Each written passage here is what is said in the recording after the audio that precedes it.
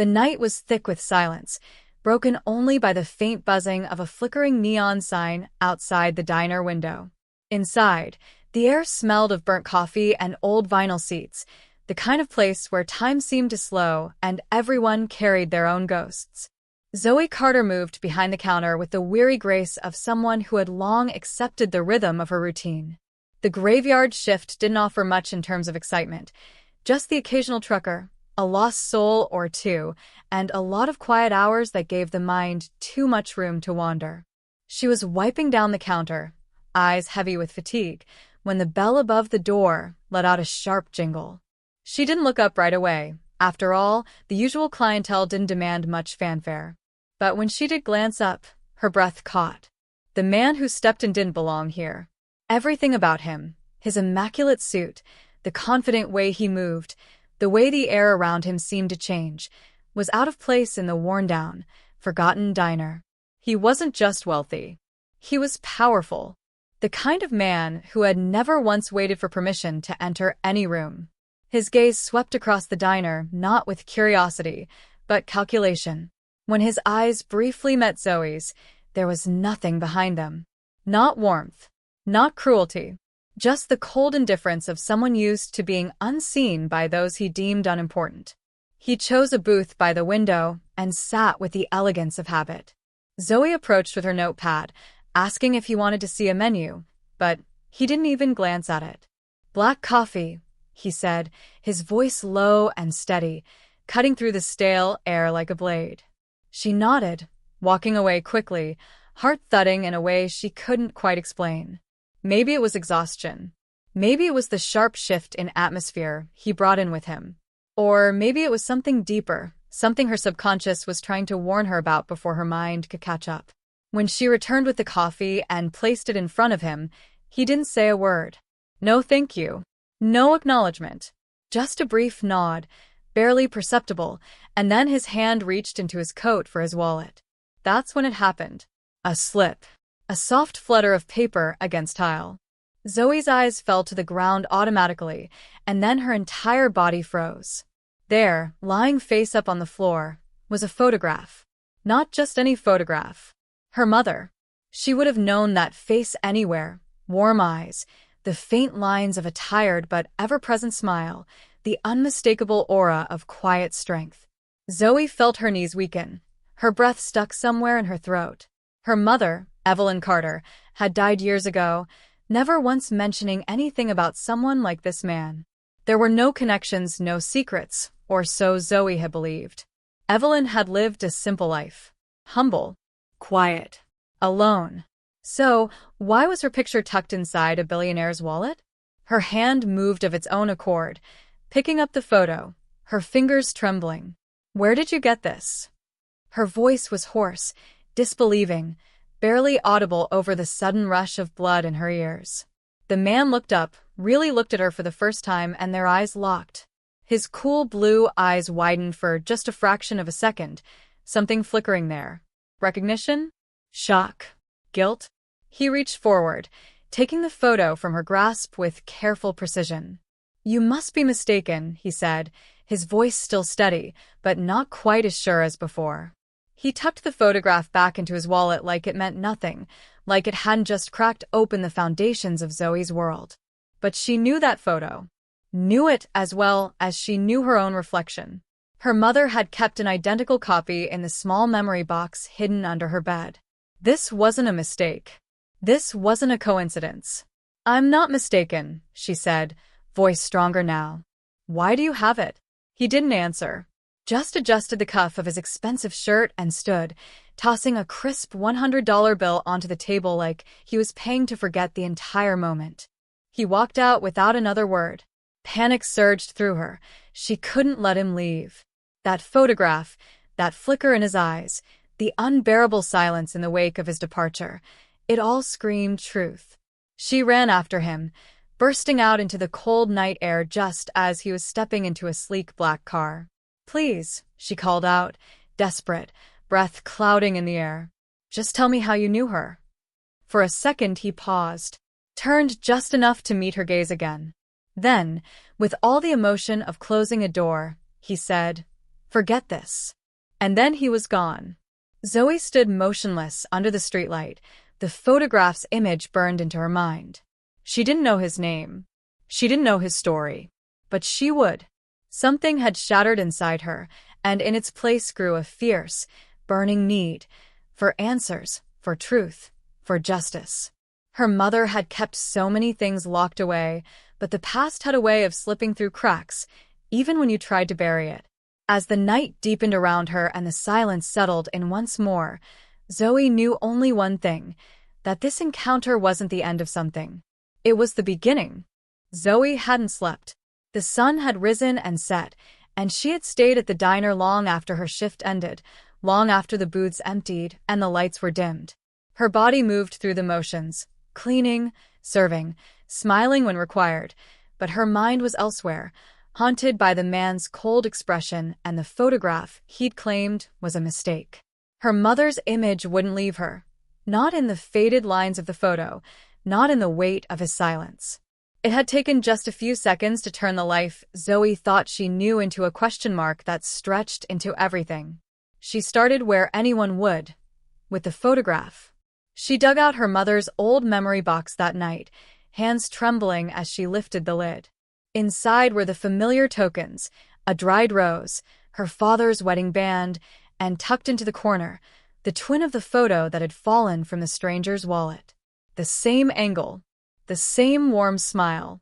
Zoe stared at it for a long time, running her thumb over the paper's worn edges. On the back, in Evelyn's looping cursive, were 3 words she had never noticed before. "Forgive me, Nathan." Zoe's heart stopped. Nathan. That had to be him. She didn't know why she was so sure, but she was. The way he had looked at her, like her face wasn't entirely unfamiliar. The way he had dismissed her without cruelty, but with intent, as if he knew exactly who she was and had already decided she didn't matter. It wasn't just arrogance. It was avoidance. Guilt. Shame. Or something heavier, something more dangerous. She quit the diner 2 days later. She didn't give a reason. Didn't say goodbye. She took the little savings she had and began tracing threads that had been buried beneath years of silence. Her mother had never spoken of a Nathan. There were no letters, no keepsakes beyond that photo. Evelyn had worked as a librarian in a quiet town, lived modestly, raised Zoe alone with gentleness, but without disclosure. She had taught her daughter strength, patience, and the art of letting things go. But now Zoe could no longer afford that luxury. Her first lead came from a place she had always avoided: public records. Birth certificates, property deeds, court filings. It was slow and unrewarding at first, until she started cross-referencing names and addresses from her mother's past. One stuck out: a mail forwarding service in Manhattan. Used, she would later learn, by individuals who didn't want their personal information traced. Wealthy individuals. Private ones. Men like the stranger in the diner. The name Nathan Sterling surfaced in a legal document connected to a trust fund from the late 90s, just a signature, but it was something. A name that held weight in elite circles, whispered among financial articles and boardroom deals, always accompanied by speculation but never detail. Nathan Sterling, billionaire investor, media ghost, always one step ahead of public knowledge. A man whose image was carefully curated and aggressively protected. Zoe couldn't afford a private investigator, so she became one. She read everything: business journals, society pages, corporate filings, exposés. She stared at pictures of Sterling at charity galas, on yachts, at conferences, always surrounded, never alone. But her eyes sought something else, something beneath the surface. And the more she studied him, the more she began to see the cracks. The slight tension in his jaw in photos. The carefully rehearsed aloofness. The void behind his eyes that she had seen firsthand.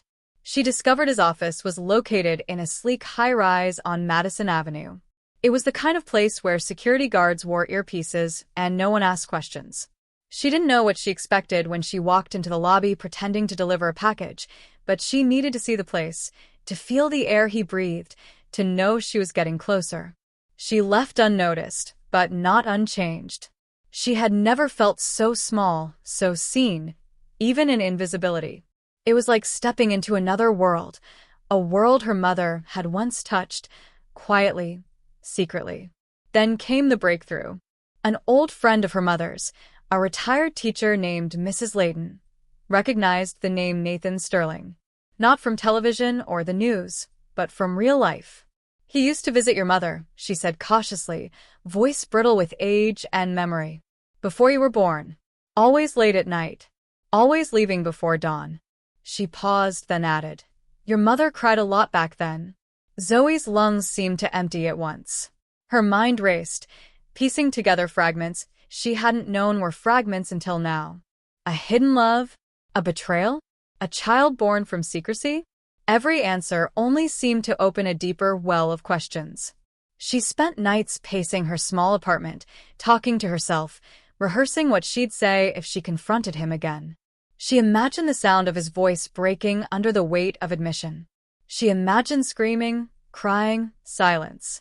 But what haunted her most was the possibility that none of it would matter to him. That he would look at her with the same indifference as before and say, "It was never your business." And maybe it wasn't. But Zoe wasn't looking for permission. She finally wrote him a letter. Not an email. A real letter, pen to paper like her mother might have written. She told him who she was. What she knew. What she didn't. She asked him for truth. Not to fill some romantic fantasy of lost family, but to make sense of her own fractured identity. She mailed it to his office under a pseudonym. Then she waited. 2 weeks passed. No reply. Then, on a Monday morning, an envelope arrived. No return address. Inside, a single piece of paper. A time. A place. A signature. Nathan Sterling. Zoe stared at it for a long time, the paper shaking between her fingers. She had stepped into a maze of shadows, unsure what waited at the center. But she was ready now. Whatever the truth was, it was no longer just her mother's story. It was hers. The name Lawson had appeared only once, scrawled hastily in the corner of an internal memo Zoe managed to intercept through a disposable email sent to a disgruntled former employee of Sterling's empire. At first glance, it looked like a supplier note, just another name in a tangle of corporate bureaucracy, but Zoe's instincts clung to it with a kind of desperation that came not from logic, but from somewhere deeper, an ache in the blood. She dug, scraped, searched, and unearthed what no one was supposed to see. Lawson wasn't a supplier. Lawson was the vault. The Lawson Corporation was registered under layers of shell companies, offshore accounts, and dead-end addresses. Officially, it was a tech consulting firm. Unofficially, it was the place where Sterling stored his secrets. And now it was where Zoe would go. She knew it was insane. She had no training, no access, no plan. But obsession has a way of mimicking courage. She rented a room in a cheap motel 5 blocks from the Lawson building. Every day, she walked by its reflective glass walls pretending to talk on the phone, watching patterns, which employees smoked, which elevators required keycards, which security guards flirted with which receptionists. She started to chart them like constellations, noting every blink, every lapse.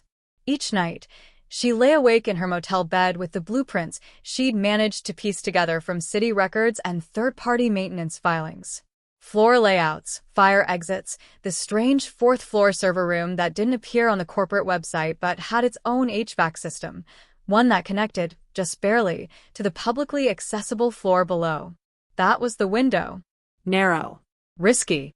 But it was all she had. The night she chose to go in, it rained.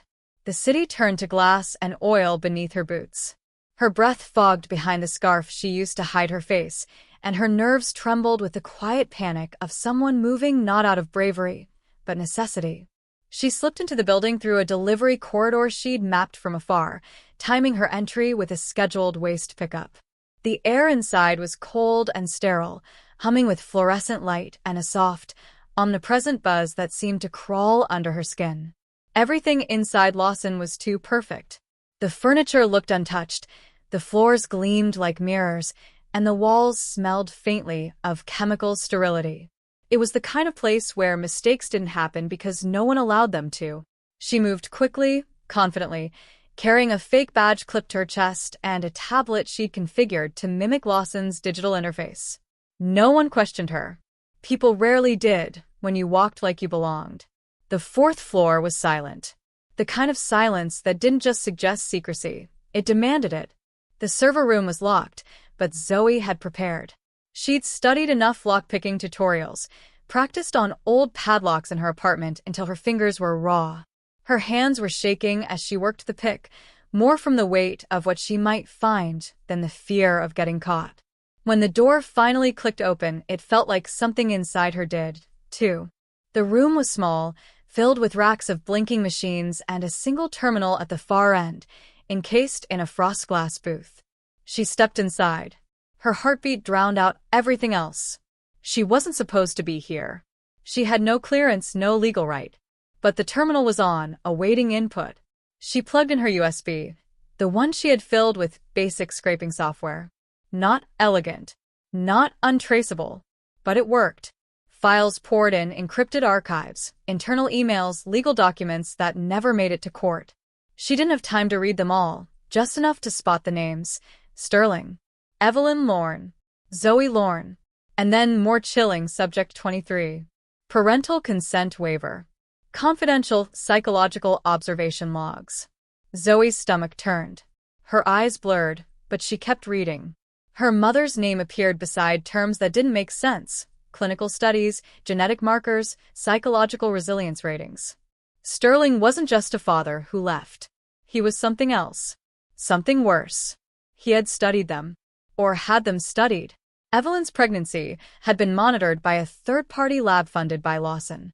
Zoe was what? A project? A mistake? A calculated risk?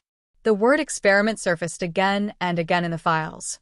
Not just in relation to her. Dozens of names. Dozens of children. Subject 17. Subject 42.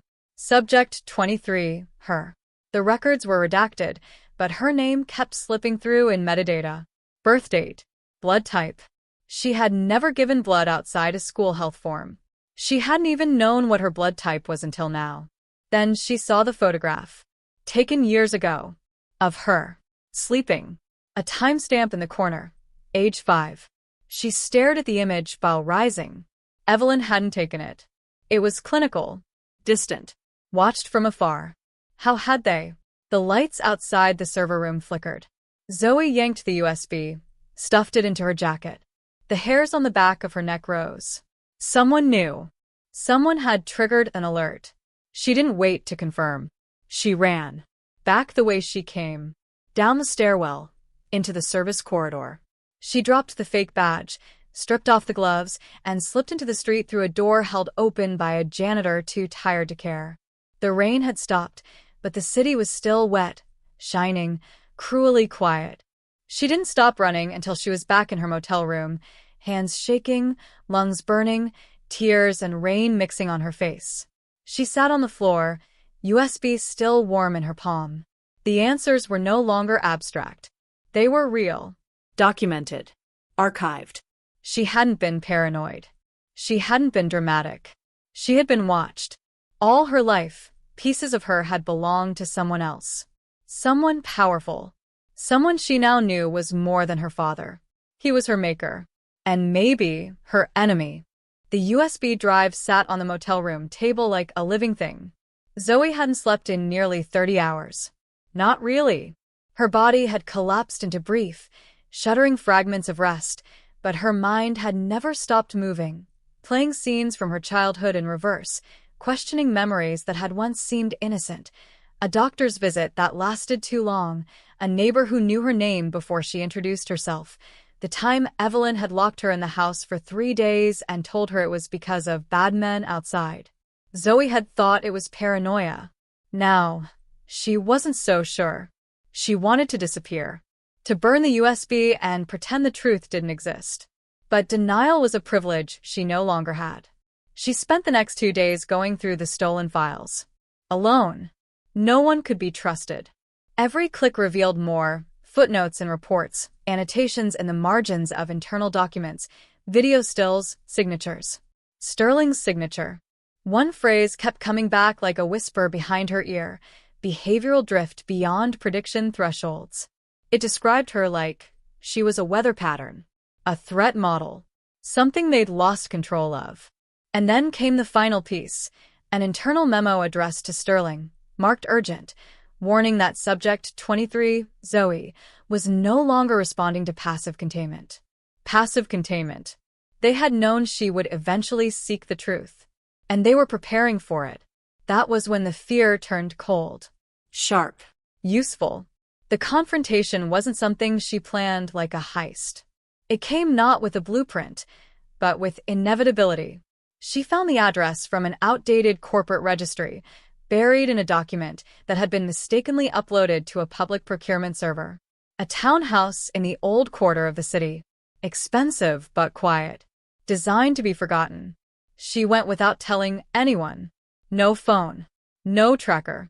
Just a small recorder hidden in her sleeve and a tiny blade tucked into the seam of her boot. Not for use, but for courage. It wasn't a weapon. It was a symbol. The front door opened too easily. As if it had been waiting. The house was immaculate. Not in a curated, professional way. It was lived in, but every item had its place. The books arranged by spine color, the floor free of dust, the scent of cedar and leather. She walked down the hallway slowly, waiting for the chill to settle over her. It did. As soon as she heard his voice. "I wondered how long it would take you," Sterling said. He was seated by the window, reading. He didn't look up. That hurt more than she expected. It was the casual cruelty, the dismissal of her presence, like he was greeting a colleague, not his daughter. She stood there, not sure whether to scream or collapse. "You're not surprised," she said. Her voice came out steadier than she felt. "I predicted several possibilities," he said, turning the page. This was one of them. There was something unbearably detached about him. Not cold in the way of villains in stories, but in the way of people who had long ago decided that empathy was inefficient. She walked further into the room, forcing herself to breathe. Every cell in her body wanted to lunge at him and demand answers, but that would give him power. She couldn't afford that. "I saw the files," she said. Now he looked up. His eyes were darker than she remembered. Not evil, just empty. "Then you understand," he said. "You were never in danger." Zoe laughed. Not because it was funny, but because it was insane. "You drugged my mother. You monitored us. You called me Subject 23. I protected you," he said quietly. "Do you think Evelyn could have handled it on her own? She was spiraling. She would have harmed you in ways she couldn't even comprehend." "You watched me sleep," she said, her voice cracking. "I saw the photos. I had to ensure stability," he replied. "You were showing signs of neurological deviance, early indicators of dissociative drift. The data was—" "I'm not data," she snapped. "I'm your daughter." That hung in the air like a challenge. Sterling's eyes softened, but not with love. With recognition, as if the word daughter was an abstract term he had once studied in theory. "You were always exceptional," he said. "I knew that from the moment the baseline scans came in. Do you understand how rare that is? Do you understand what you are?"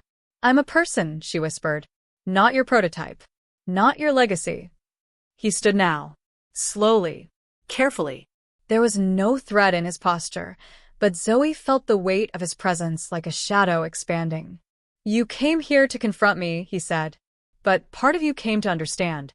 You want to know what you were made for?" Her chest tightened. "You were made for nothing," she said. "And that's what terrifies you. You think you can control chaos.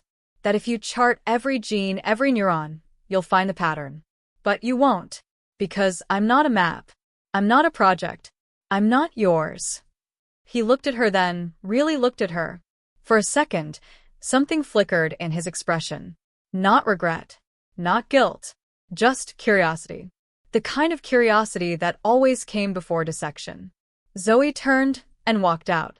He didn't follow. Outside, the air was sharp. Real. She made it to the corner before her knees buckled, and she had to steady herself on a rusted lamppost. The city moved on around her. Cars, lights, the hum of life that didn't know what she'd just survived. She didn't win. There was no victory. Just revelation. But that was enough for now. She had seen him, spoken to him, refused him, and in doing so, she had reclaimed something he'd tried to take: her name, her will, her future. The war wasn't over, but it had finally begun. The city no longer looked the same to her. After confronting Sterling, something inside Zoe had shifted. The angles of buildings seemed harsher, the color of the sky duller, like the world had peeled off a mask and was staring at her with its bare, indifferent face. She walked among crowds like a ghost, feeling the brush of lives she could no longer relate to: people going to work, buying coffee, laughing in doorways. She used to be one of them. Now, she was something else. Or perhaps she always had been. The hard part wasn't knowing the truth. It was living with it. She returned to the motel, where Mira had been waiting. The moment their eyes met, Zoe realized how much she had changed. Not outwardly. Her clothes, her voice, her gestures were the same. But something in her gaze had settled. There was no longer the restless hope of uncovering something to fix the past. Only the heavy quiet of someone who had understood too much. "I saw him," Zoe said, her voice hollow. He didn't deny it. Mira didn't ask for details. She didn't need to. Instead, she handed Zoe a thin stack of papers, documents that had taken weeks to decrypt and trace back through layers of offshore proxies and abandoned server nodes. At first glance, they looked clinical, technical, bland. But between the lines lived a nightmare. Sterling hadn't just monitored Zoe. He had designed her. A gene expression analysis dated 24 years ago showed early embryonic edits. A neurological stimulation log listed targeted exposure experiments before she could walk. There was a behavioral modeling chart that plotted her predicted psychological states against actual responses, and every deviation was marked not with concern, but fascination. They hadn't just watched her grow. They had shaped who she would become. Every reaction, every doubt, every burst of rebellion had been charted, anticipated, Nudged. Sterling's team had run simulations of her moral development before she could form sentences. In one particularly devastating file, labeled Contingency, Autonomy Event, her confrontation with Sterling had been predicted within a 9.3% variance margin. They had built her resistance into the model. Even her rejection of them had been part of the design. Zoe stared at the words until her vision blurred. Mira placed a hand gently on hers. "You are not their outcome," she said. "You're not a formula." But Zoe didn't answer. Because part of her wasn't sure anymore. If her thoughts, her desires, her fears were all anticipated, where did she begin? What was real? What part of her was untouched? She didn't sleep that night. She wandered the city instead, the USB drive in her coat pocket like a live pulse. She walked through places from her childhood, her old school, the park where she used to sit with Evelyn and watch the pigeons, the bridge where she first kissed someone and felt the dizzy panic of being known. Each memory was a minefield now.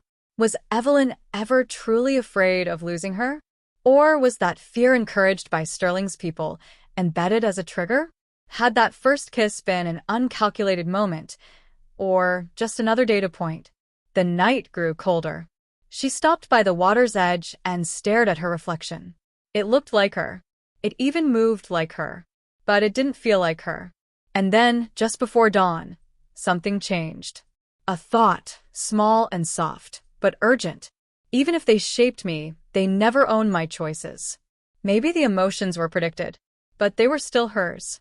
She still felt them. And Sterling hadn't seen everything. He hadn't known she would choose Mira. He hadn't predicted how much she would care, or how deeply the betrayal would wound her. The models hadn't captured the trembling moment when she stood in his house and said no. That had been real. She went back to Mira just after sunrise. They sat together without speaking for a long time. Eventually, Zoe picked up the recorder and began to speak. Slowly, clearly, like peeling back skin from a wound. "I'm going to expose them," she said. "Not just Sterling. The whole program. The funders, the oversight committee, the ghost labs they pretend don't exist. They made me to be studied." Fine. "Then they'll watch me destroy them." "It wouldn't be easy." Sterling had buried the project under layers of shell companies and ethical cover stories. But the files Mira had helped extract were enough to start. They had names, emails, research logs. If they released them with enough noise, someone would listen. And Zoe no longer feared being watched. She wanted them to see her. They began the work that morning, drafting the story, backing up the evidence, contacting whistleblowers who had once vanished into silence. The deeper they dug, the more monstrous the truth became. Other subjects, other lives, some that had ended quietly, others that were still out there, unaware they were products of a system that viewed them as equations. Zoe wrote her statement last. She described her life in fragments. She spoke not as a victim, but as someone who had inherited the cost of other people's ambitions. She didn't cry when she recorded it, but when she played it back, Mira did. They sent it to 3 major news outlets, an independent bioethics watchdog, and one anonymous darknet archive. Then they waited. When the story broke 3 days later, it exploded. Not just because of the horror, but because of who Zoe was, a living product of something the public had only imagined in dystopian fiction. A face, a voice, a survivor. There were denials, of course. Corporate outrage, government silence. But people believed her. They believed her because she had lived it. And for the first time in her life, Zoe felt unobserved, not because the eyes were gone, but because they no longer defined her. She had stepped out of the experiment. She had become the anomaly. It had been 47 days since the story broke. 47 days of headlines, subpoenas, secret hearings, and deafening silence from those who mattered most. Zoe had watched the public react with outrage, then confusion, then the slow fatigue of people who could only care so long before returning to their own lives. The world had cracked open, but instead of collapsing, it had simply absorbed the damage and kept turning. She had done what she set out to do. And yet, she felt hollow. The noise had faded, but the questions remained. She had exposed the truth, unmasked the faces behind it. But there was one face left. One question that no news outlet could answer, no file could decode. It was the thing that lived deepest in her, the why. And so, when she received the unmarked envelope beneath the door of her temporary apartment, no name, no return address, only a date and a location, she knew who it was from. There was no hesitation. She would go. The old observatory outside the city was derelict, abandoned since funding cuts a decade ago. She climbed the hill alone, her steps slow, deliberate. The air was thin, the sky bruised with clouds, and in that strange silence, she felt the presence of time folding over itself. Everything had led her here. Sterling stood inside, waiting by the rusted telescope. He looked older, though it hadn't been that long. Or perhaps it was the way he carried himself now, less like a man with answers, more like someone who had finally stopped pretending he was in control. His hands were bare, no gloves, no coat. He looked at her the way a man looks at something he once owned but no longer understands. Zoe, he said. Just her name. Nothing more. She didn't speak. She let him bear the weight of silence. He gestured to the broken bench beside the dome's interior wall. May I explain? She sat without replying. It wasn't permission. It was a test. He took a deep breath, and for the first time, his voice trembled. You weren't supposed to suffer. Zoe's laugh was sharp, brittle. Is that the best you have? No, he admitted. But it's the truth. Or the part of it I can still say without choking. He didn't look at her as he spoke. His eyes drifted to the cracked ceiling above them, to the sky beyond it, as if searching for some absolution from the stars. The project wasn't born out of malice. It began as a dream, a misguided one, perhaps, but one we believed in. We wanted to understand the architecture of the human mind, to map it, improve it, predict it, not to control, but to refine. And you thought children were the place to start, she said coldly. I thought you were the future, he said, barely audible. You were perfect, not just biologically, but ethically, cognitively. Every metric pointed to you being the one subject who could emerge from it all better, not broken. I told them we could do it without harming you. that your mind was resilient enough to carry it. Her voice cut through the room. You were wrong. I know. He finally looked at her then, and his eyes weren't arrogant or defiant. They were shattered. I watched you grow up through monitors, logs, simulations. I thought I knew you, but you became something outside the model. I never expected that kind of pain, that depth. I underestimated your soul. The word hit her like a blade. Soul. As if it had survived his touch. Why didn't you stop? She asked. After my mother died? After Evelyn. Sterling closed his eyes. Because I was too far in. I convinced myself that the pain was data, that everything had to mean something. If I stopped, then it was all just suffering. But if I kept going, if I found the answer, then maybe it would justify everything. Your tears, her silence, all of it. Zoe didn't know when she started crying. The tears didn't fall like before. They came quietly, as if trying not to be noticed. And now, she asked. He pulled something from his coat, a small recorder, battered and old. He placed it on the bench between them. This has everything. The backups, the memos, the recordings. Even the unredacted psychological profiles. It's yours. She stared at it unmoving. Why now? She whispered. Because I know what it means to watch someone walk away with the part of you that was most human, he said. You did that to me the day you said no. I thought I was your creator. But you became my judge. And you judged rightly. He rose, his voice raw. I won't fight anymore. Whatever happens to me next, I accept it. Zoe stood too. They were eye to eye now. Two versions of the same lie, finally laid bare. Do you regret it? She asked. He didn't hesitate. I regret believing I could shape a life without being responsible for its pain. That was enough. She took the recorder, not as a weapon, but as a final piece of her puzzle. A key to the story she would one day have to tell, not to the world, but to herself. Because despite everything, part of her still wanted to believe that people could be more than the worst things they had done. As she turned to leave, Sterling remained behind. He didn't ask for forgiveness. She didn't offer it. Some truths didn't end in absolution. Outside, the wind had picked up. The sky had begun to clear. Zoe walked back down the hill slowly, feeling each step like the turning of a page. She didn't feel triumphant. But she no longer felt lost. She had met the man who had designed her pain. Now, she would design her own future. In the days that followed the second encounter, Zoe found herself suspended in a peculiar kind of silence.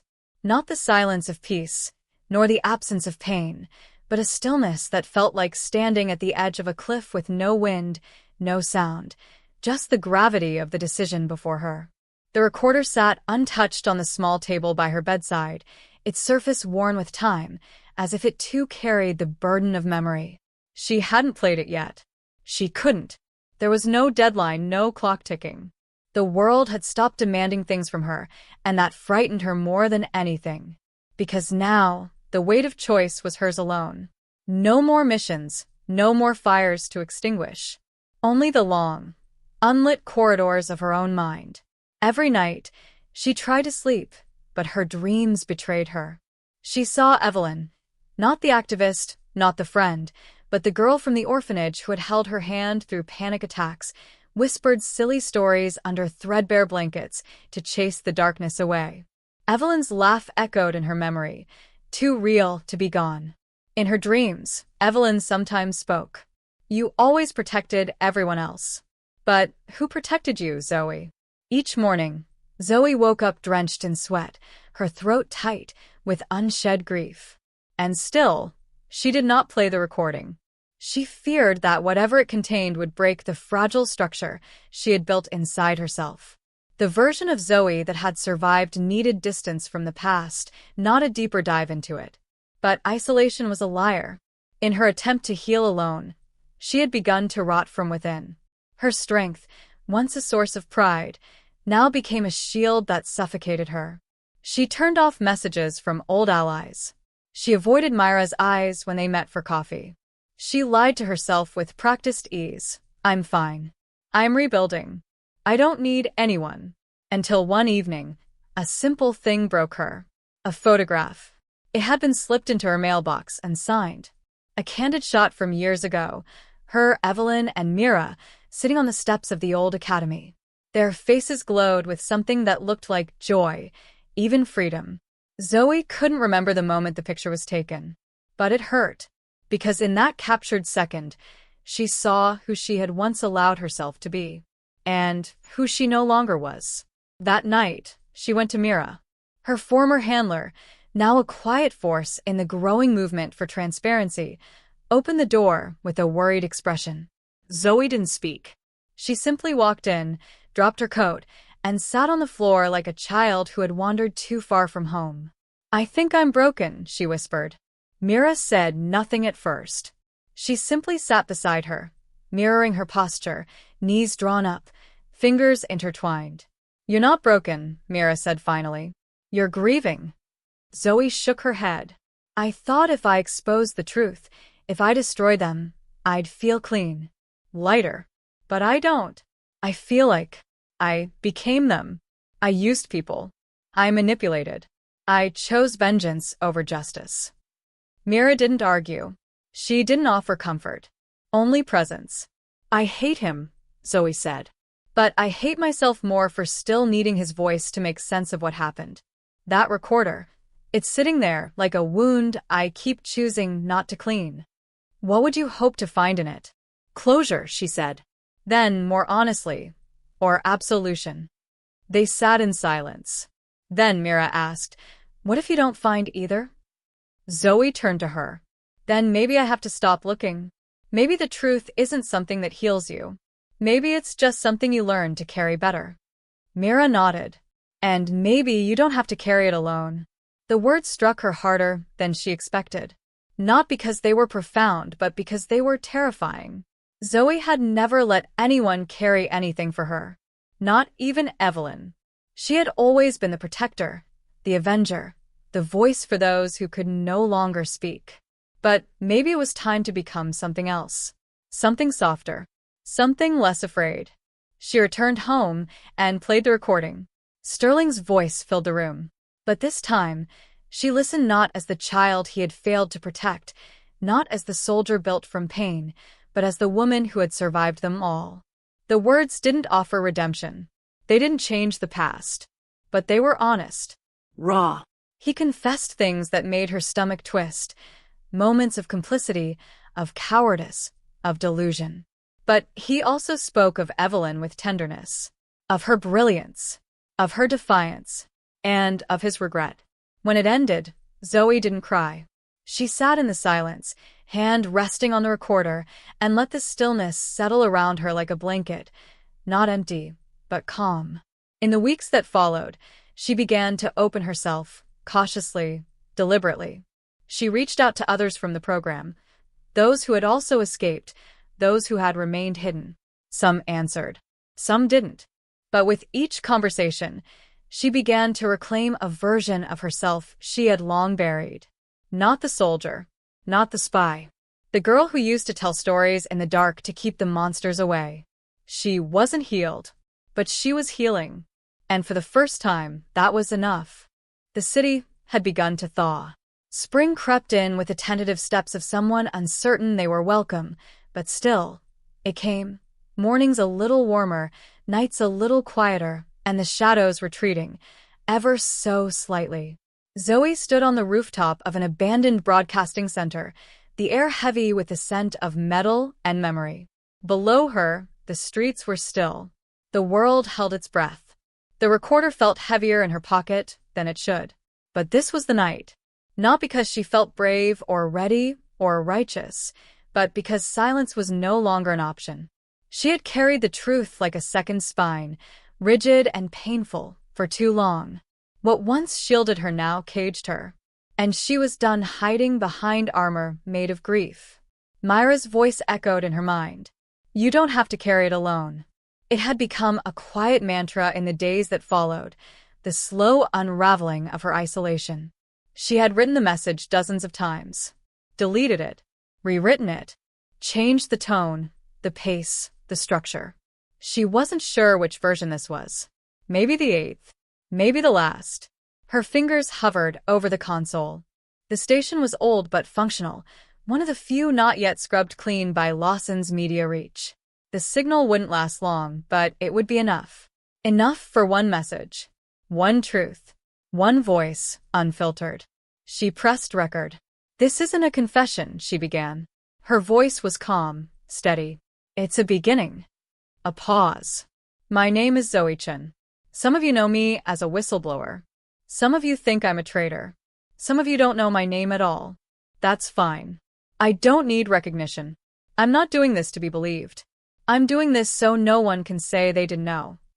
She leaned forward slightly, eyes scanning the empty city skyline as if speaking to it. "For years, we believed we were helping. We called it national security. We called it protecting the greater good. But what we were really doing was building a machine fueled by fear, deception, and silence. I was part of that machine. I helped design its programs. I trained its operatives. I became its weapon." A flicker of emotion caught in her throat, but she swallowed it down. "I watched it consume people. I watched it destroy Evelyn, my best friend, my family. She didn't die because she was reckless. She died because she told the truth. And because people like me who knew better said nothing." She looked down at her hands. They trembled slightly. She let them. "The Lawson Group, the Enhanced Cognition Program, Project Mnemosyne, they're real. The files I've released contain names, dates, evidence. Not speculation. Not conspiracy. Facts. Some of you will say this is dangerous, irresponsible, that I'm threatening national security. But I want you to ask yourselves, whose security are we protecting? And at what cost?" A beat passed. She exhaled slowly. "I don't expect forgiveness. I'm not asking for redemption. I just want the next girl sitting alone in a room full of questions to know that someone else asked them first.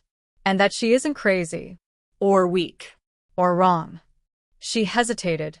Only once, before continuing. "If you're listening and you were part of the program, I know what they did to you. I know the scripts they burned into your brain. The drugs, the isolation, the rewrites. I know how they made you think you were special just to turn you into something disposable. You're not alone. You never were. Reach out. Speak up. Survive." Outside, the wind picked up, whispering against the glass. "This isn't just my story. It's yours, too. And I'm done letting fear write the ending." She pressed stop. The silence that followed was different than before. Not absence, but aftermath. Not void, but possibility. Within an hour, the message was live. Across fragmented networks, rogue feeds, and encrypted forums, the words began to spread. Some denied. Some panicked. Some stayed silent. But some listened. Some remembered. And some, somewhere, began to believe. Zoe didn't stay to watch it burn. She didn't need to. Instead, she returned to Myra's flat, where the lights were still on and the kettle whistled softly from the kitchen. She curled up on the couch, knees pulled to her chest, a blanket thrown over her shoulders like a flag of quiet surrender. Myra joined her, wordless, just 2 breaths later. Zoe didn't say anything for a long time. She stared out the window as if expecting the sky to answer back. And then softly, "It's done." Myra didn't ask what. She only nodded, then leaned her head gently against Zoe's shoulder. Outside, the city breathed again. And somewhere deep within her, beneath the scars, beneath the steel, Zoe felt the first, cautious stirrings of peace. Not because the story was over, but because it had finally, truly begun.